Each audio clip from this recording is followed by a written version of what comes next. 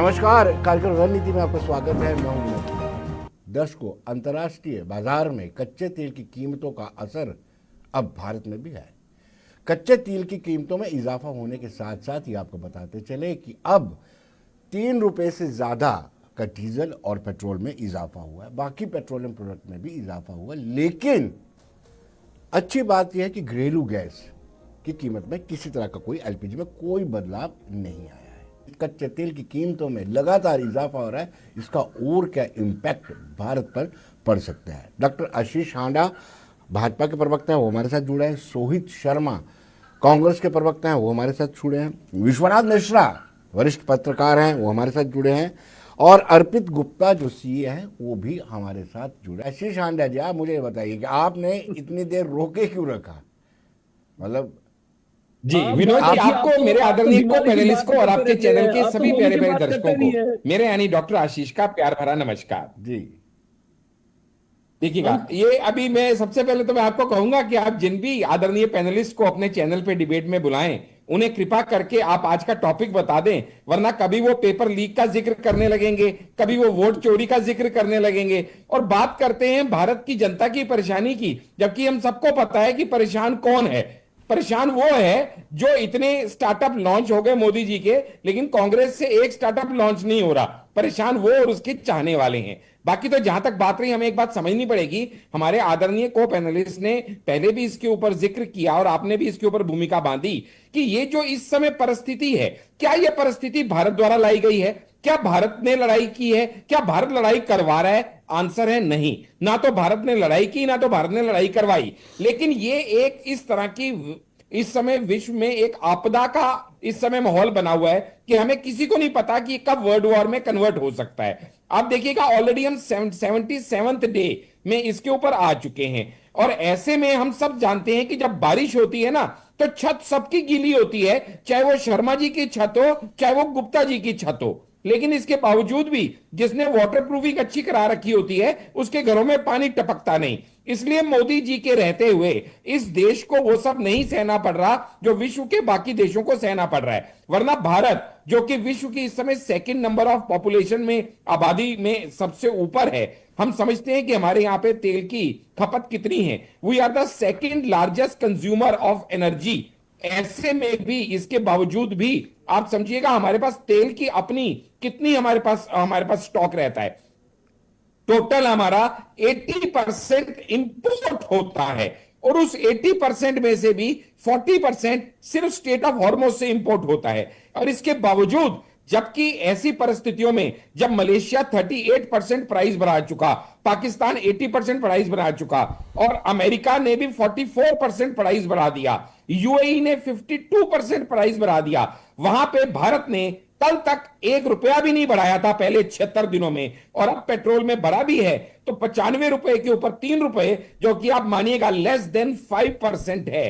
कितना अब्सॉर्ब करेगी गवर्नमेंट? कहीं ना कहीं किसी चीज की तो हद के बाद बस हो जाएगी ना।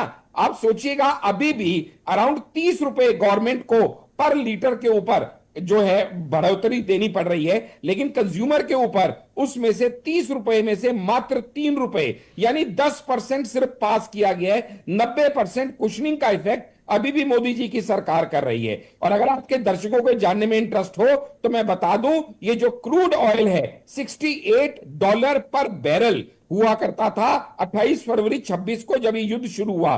$68 पर बैरल अब हो गया है 108 रुपए पर बैरल, $108 पर बैरल।